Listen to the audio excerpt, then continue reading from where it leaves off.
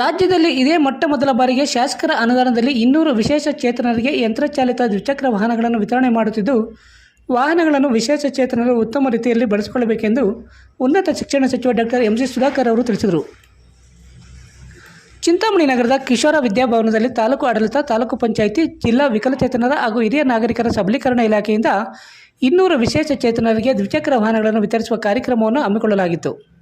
ಕಾರ್ಯಕ್ರಮದಲ್ಲಿ 84 ದ್ವಿಚಕ್ರ ವಾಹನಗಳು ಮಾತ್ರ ತರಲಾಗಿದ್ದು, ಇನ್ನು ಉಳಿದ ವಿಶೇಷ ಚೇತನರಿಗೆ ದ್ವಿಚಕ್ರ ವಾಹನಗಳನ್ನು ತರದೇ ಇರುವ ಕಾರಣಕ್ಕೆ ಸಚಿವರು ತಮ್ಮ ಭಾಷಣದಲ್ಲಿ ವಿಶೇಷ ಚೇತನರ ಇಲಾಖೆ ಅಧಿಕಾರಿ ಜಗದೀಶ್ ರವರನ್ನು ನಿಮ್ಮಪ್ಪನ ಮನೆಯಿಂದ ಲೋಡ್ ಆಗ್ತಾ ಇದೆಯೇ ಎಂದು ಗರಂ ಆಗಿ ಮಾತನಾಡಿ, ಇಂತಹ ನಾಲಾಯಕ್ ಅಧಿಕಾರಿಯನ್ನು ನಾನು ಎಂದೂ ನೋಡಿಲ್ಲ.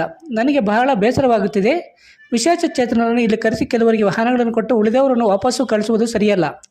ಇದು ನನ್ನ ಕನಸಿನ ಕಾರ್ಯಕ್ರಮ ಆಗಿದ್ದು, ಒಬ್ಬ ಅಧಿಕಾರಿಯ ನಿರ್ಲಕ್ಷ್ಯದಿಂದ ಕಾರ್ಯಕ್ರಮವೆಲ್ಲ ಹಾಳಾಗಿ ಹೋಯಿತು ಎಂದು ಅಧಿಕಾರಿ ವಿರುದ್ಧ ತಮ್ಮ ಬೇಸರ ಹೊರಹಾಕಿದರು. ಇನ್ನು ಉಡಾಫೆ ಉತ್ತರ ಕೊಟ್ಟ ವಿಶೇಷ ಚೇತನ ಇಲಾಖೆ ಅಧಿಕಾರಿಗೆ ತಮ್ಮ ಭಾಷಣದಲ್ಲೇ ಹಿಗ್ಗಾಮುಗ್ಗ ತರಾಟೆಗೆ ತೆಗೆದುಕೊಂಡರು. 84 ವಿಶೇಷ ಚೇತನರಿಗೆ ಇಂದಿನ ಕಾರ್ಯಕ್ರಮದಲ್ಲಿ ದ್ವಿಚಕ್ರಗಳನ್ನು ವಿತರಿಸಲಾಗಿದ್ದು, ಇನ್ನು ಉಳಿದ ವಿಶೇಷ ಚೇತನರಿಗೆ ಅತಿ ಶೀಘ್ರದಲ್ಲಿ ವಾಹನಗಳನ್ನು ವಿತರಿಸಲಾಗುವುದು ಎಂದು ಸಚಿವರು ಭರವಸೆ ಕೊಟ್ಟರು. ಕಾರ್ಯಕ್ರಮದಲ್ಲಿ ತಹಸೀಲ್ದಾರ್ ಸುದರ್ಶನ್ ಯಾದವ್, ತಾಲೂಕು ಪಂಚಾಯಿತಿ ಕಾರ್ಯನಿರ್ವಹಣಾಧಿಕಾರಿ ಆನಂದ್, ನಗರಸಭೆ ಪೌರಾಯುಕ್ತ ಜಯಂತ್ ಚಲಪತಿ, ನಗರಸಭಾ ಅಧ್ಯಕ್ಷ ಜಗನ್ನಾಥ್, ಉಪಾಧ್ಯಕ್ಷ ರಾಣಿಯಮ್ಮ, ನಗರ ಯೋಜನಾ ಪ್ರಾಧಿಕಾರದ ಅಧ್ಯಕ್ಷ ಶ್ರೀನಾಥ್ ಬಾಬು, ಗ್ಯಾರಂಟಿ ಅನುಷ್ಠಾನಗಳ ಸಮಿತಿಯ ಅಧ್ಯಕ್ಷ ಜಗದೀಶ್ ಮುನ್ನಾಳಪ್ಪ ಸೇರಿದಂತೆ ಎಲ್ಲ ನಗರಸಭಾ ಸದಸ್ಯರು, ಸಾರ್ವಜನಿಕರು, ವಿಶೇಷ ಚೇತನರು ಮತ್ತಿತರರು ಉಪಸ್ಥಿತರಿದ್ದರು.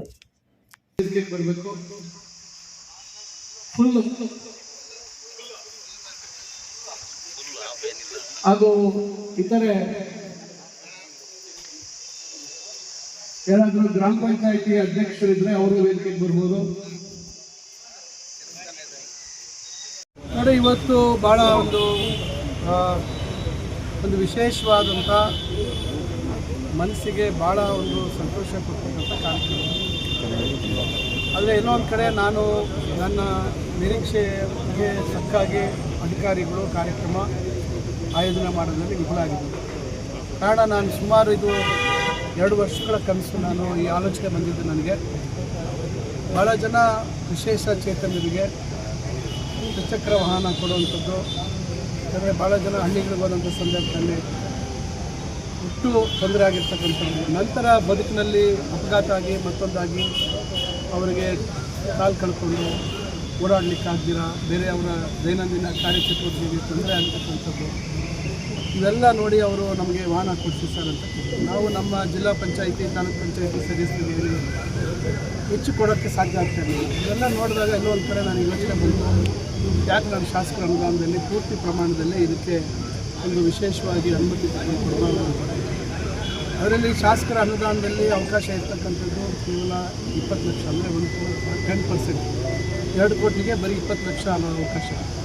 ನಾನು ಒಂದೇ ಸತಿ ಈ ಒಂದು ಒತ್ತಡ ಏನಿದೆ ಆ ಒತ್ತಡ ನಿವಾರಣೆ ಮಾಡಬೇಕು ಅಂತೇಳಿ 200 ಒಂದೇ ಸತಿ ಕೊಡೋಣ ಅಂತಕ್ಕಂಥ ಆಲೋಚನೆ ಮಾಡಿ ನಾನು ಅಧಿಕಾರಿಗಳಿಗೆ ಕೇಳಿದಾಗ ನಮ್ಮಲ್ಲಿ ಅವಕಾಶ ಇಲ್ಲ ಸರ್, ಕಾನೂನಲ್ಲಿ ಈಗಿರುವಂಥ ನಿಯಮಗಳಲ್ಲಿ ಅಂತ ಹೇಳಿ ನಾನು ಅದನ್ನು ಪತ್ರ ವ್ಯವಹಾರ ನಮ್ಮ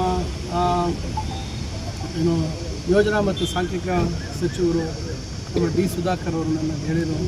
ಅವ್ರಿಗೊಂದು ಪತ್ರ ಕೊಟ್ಟು ಮತ್ತು ಮುಖ್ಯಮಂತ್ರಿಗಳ ಮುಖಾಂತರ ಹಣಕಾಸು ಇಲಾಖೆ ಅನುಮತಿಗೆ ಪಡೆದು ಅವರೆಲ್ಲರೂ ಇದೇನಿದು ಈ ಥರ ಕೇಳ್ತಾ ಇದ್ದೀರಲ್ಲ ಅಂತಕ್ಕಂಥದ್ದು. ಇಲ್ಲದೆ 2023-24 ಸ್ಥಳೀಯ ಶಾಸಕರ ಪ್ರದೇಶಾಭಿವೃದ್ಧಿ ನಿಧಿಯಲ್ಲಿ ಇದು ಒಂದು ಬಾರಿ ನನಗೆ ಅವಕಾಶ ಕೊಡಬೇಕು ಅಂತೇಳಿ ನಾನು ವಿನಂತಿ ಮಾಡಿಕೊಂಡು ಅವರಿಗೆಲ್ಲ ಒಪ್ಪಿಸಿ ಅವರಿಗೆ ಕನ್ವಿನ್ಸ್ ಮಾಡಿ ಕಡೆಗೆ ನಮ್ಮದು ಇದು ವಿಶೇಷ ಪ್ರಕರಣ ಅಂತೇಳಿ ಅದಕ್ಕೆ ವಿಶೇಷವಾಗಿ ಅನುಮತಿ ಕೊಟ್ಟಿದ್ವಿ. ಫಲಾನುಭವಿಗಳು ಆಯ್ಕೆಯನ್ನು ಮಾಡಿದ್ವಿ. 200 ಜನ ಆಯ್ಕೆ ಮಾಡಿ ಜಿಲ್ಲಾಧಿಕಾರಿಗೆ ಪಟ್ಟಿ ಕೊಟ್ಟಿದ್ವಿ. ಜನವರಿ ತಿಂಗಳಲ್ಲಿ ಟೆಂಡರ್ ಮಾಡುವಂಥದ್ದಕ್ಕೆ. ಅದೇ ವಾಹನಗಳು ಮಾರ್ಚ್ ಎಂಡ್ ಆಗಿದ್ದರಿಂದ ವಾಹನಗಳ ಸರಬರಾಜು ಆಗಲಿಲ್ಲ, ಸುಮಾರು ಕಡೆ ಪ್ರಯತ್ನ. ಆದರೂ ಈಗ ವಾಹನಗಳು ನನಗೆ 200 ಬರ್ತದೆ ಅಂತ ಹೇಳಿದ್ರು.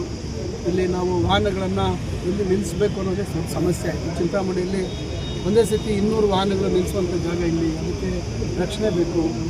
ಯಾಕಂದರೆ ಸುಮ್ಮನೆ ಎಲ್ಲೊಂದರಲ್ಲಿ ನಿಲ್ಲಿಸೋಕ್ಕಾಗಲ್ಲ, ಅದಕ್ಕೆ ಏನಾದರೂ ನಾಳೆ ಕಳುವಾಗ್ಬಿಟ್ರೆ ಮತ್ತೆ ಸಮಸ್ಯೆ ಆಗುತ್ತೆ ಅಂತೇಳಿ ಕಡೆಗೆ ಸ್ಕೂಲು ರಜೆ ಇದೆಯಲ್ಲ, ಇಲ್ಲಿ ನಿಲ್ಲಿಸ್ಬೋದಲ್ಲ ಅಂತ ಮಾಡಿದ್ರು. ಆದರೆ ಇಲ್ಲಿ ವಾಹನಗಳು ಇವತ್ತು ಬರುತ್ತೆ ನಾಳೆ ಬರ್ತದೆ ಅಂತೇಳಿ ಅಧಿಕಾರಿಗಳು ನಮಗೆ ತಪ್ಪುದಾರಿಗಳು.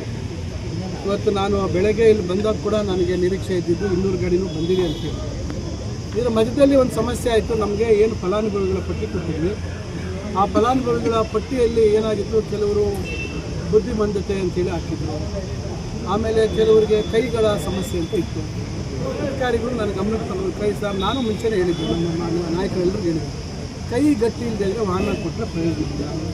ಯಾಕಂದರೆ ಹ್ಯಾಂಡ್ಲ್ ಇಟ್ಕೋಬೇಕು, ಚಾಲನೆ ಮಾಡಬೇಕು. ನಾಳೆ ಏನಾದರೂ ಹೆಚ್ಚು ಕಮ್ಮಿ ಆದರೆ, ಅಪಘಾತಗಳಾದರೆ ನಮಗೆ ಕೆಟ್ಟ ಹೆಸರು ಬರ್ತದೆ. ಪರ್ಯಾಯವಾಗಿ ಬೇರೆಯವರು ಉಪಯೋಗಿಸೋಕ್ಕೆ ಬರಲ್ಲ. ಇದು ನೇರವಾಗಿ ಅವರಿಗೆ ಕೊಡುವಂಥ ಸೌಲಭ್ಯ ಇದು, ಅವರು ಅದನ್ನು ಉಪಯೋಗಿಸ್ಕೋಬೇಕು ಅಂತಕ್ಕಂಥದ್ದು ನಮ್ಮ ಕಾನೂನಲ್ಲಿರ್ತಕ್ಕಂಥದ್ದು.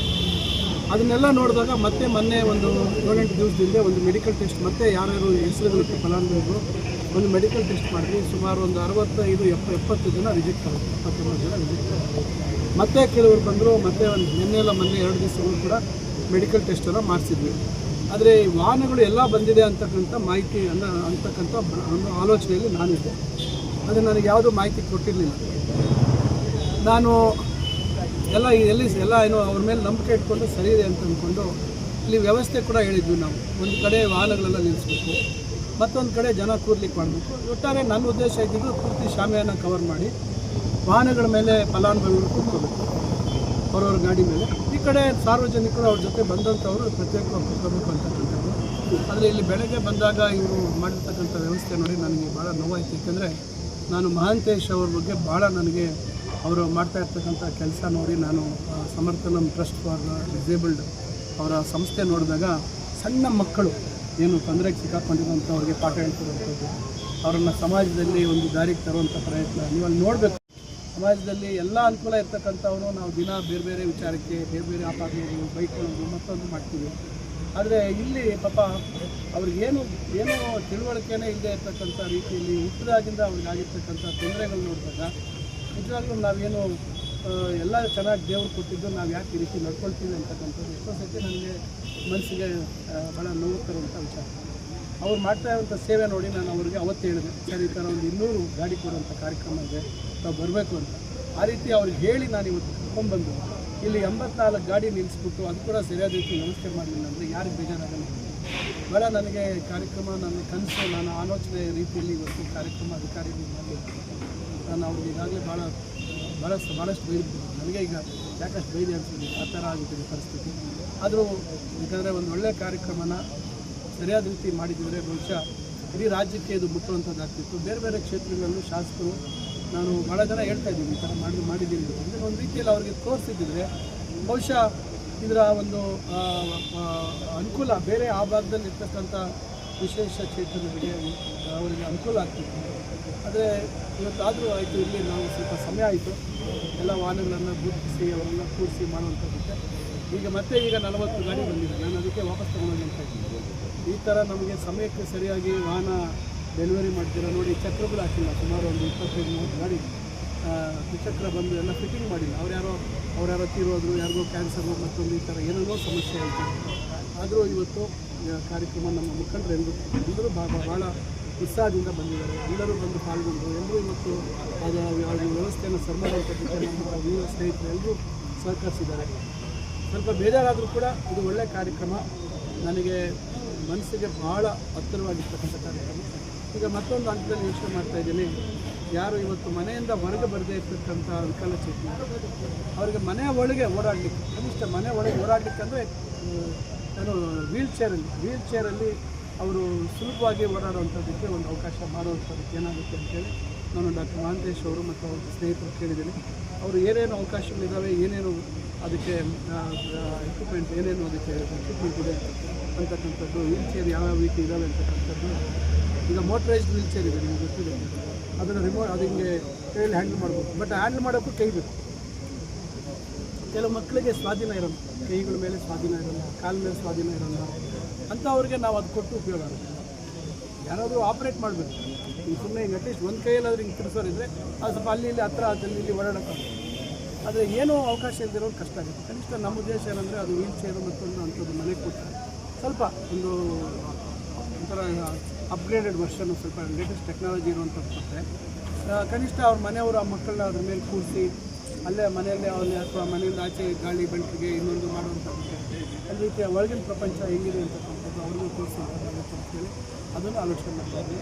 ಈಗ 2024-25 ನನ್ನ ಅನುದಾನ ಆಗಿದೆ, ನಾನೇನು ಖರ್ಚು ಮಾಡಿಲ್ಲ, ಅಂದರೆ ಅದರಲ್ಲಿ 20 ಲಕ್ಷ ಇದೆ. ಅದರಿಂದ ಈ ವಾಹನಗಳ ಸಂಖ್ಯೆ ಅಂತಿಮವಾಗಿ ಈಗ 135 ಮೆಡಿಕಲ್ ಟೆಸ್ಟ್ ಆಗಿದೆ. ಈಗ ಅವರಲ್ಲಿ ಈಗ ನಾವು 84 ಮಾತ್ರ ಕೊಟ್ಟಿದ್ದೀವಿ, ಇನ್ನೂ ಇಬ್ಬರು ಬಂದಿಲ್ಲ, 82 ಆಗುತ್ತೆ. ಇನ್ನು ಉಳಿದಿದ್ದು ನಾವು ಕೊಡುವಂಥದ್ದು ಮಾಡ್ತೀವಿ. ಅದಕ್ಕೂ ನಮಗೆ 200 ಜನ ಸಿಕ್ಕಲಿಲ್ಲ, ಯಾಕಂದರೆ ಬೇರೆಯವ್ರು ಕೇಳೋರು ಇದ್ದಾರೆ, ಆದರೆ ಅವರು ಉಪಯೋಗಿಸ್ಬೇಕು. ಇನ್ನೊಬ್ಬರಿಗೆ ಕೊಡೋಕ್ಕೆ ನನಗೆ ಇಷ್ಟ ಇಲ್ಲ. ಅವ್ರು ತೊಗೊಂಡೋಗಿ ಇನ್ನೊಬ್ಬರು ಉಪಯೋಗಿಸೋದಕ್ಕೆ ನಾನು ಕೊಡೋಕ್ಕೆ ಇಷ್ಟ ಇಲ್ಲ. ಅದನ್ನು ಪರಿಪರಿಯಾಗಿ ನಾನು ವಿನಂತಿ ಮಾಡ್ತೀನಿ, ಎಲ್ಲರಿಗೂ ಹೇಳಿದ್ದೀನಿ. ಸೊ ನೋಡೋಣ, ಇದು ಸಂಖ್ಯೆ ಎಷ್ಟಾಗುತ್ತೆ. ಮುಂದೆ ಇನ್ನೊಂದು ಎಲ್ಲ ವಾಹನಗಳೆಲ್ಲ ಪಟ್ಟಿಯನ್ನು ಸರಿಯಾಗಿ ಮಾಡಿ ಮತ್ತೆ ಮೆಡಿಕಲ್ ಚೆಕ್ ಎಲ್ಲ ಮಾಡಿ ಆಮೇಲೆ ಎಲ್ಲ ವಾಹನಗಳನ್ನು ತರಿಸಿ ನೋಂದಣಿ ಮಾಡಿಸಿ ಮತ್ತು ಒಂದು ರೀತಿ ವ್ಯವಸ್ಥಿತವಾಗಿ ಮೊದಲೇ ಮುಂಚಿತವಾಗಿ ಅವರ ವಾಹನಗಳ ಮೇಲೆ ಕೂರಿಸಿ ಮತ್ತು ವ್ಯವಸ್ಥೆ ಮಾಡಿ ಎಲ್ಲ ರೀತಿ ವ್ಯವಸ್ಥೆ ಮಾಡಿ ಮುಂದೆ ಇನ್ನೊಂದು ಸಂದರ್ಭದಲ್ಲಿ, ಯಾಕಂದರೆ ಇನ್ನೂ 118 ಗಾಡಿಗಳು 12ರಿಂದ 18 116 ಗಾಡಿ ಕೊಡಬೇಕಾಗುತ್ತೆ. ಆ ರೀತಿ ಆದಾಗ ಇನ್ನೊಂದು ಕಾರ್ಯಕ್ರಮ ಮಾಡೋಣ ಅಂತ ಯೋಚನೆ ಮಾಡ್ತೀನಿ.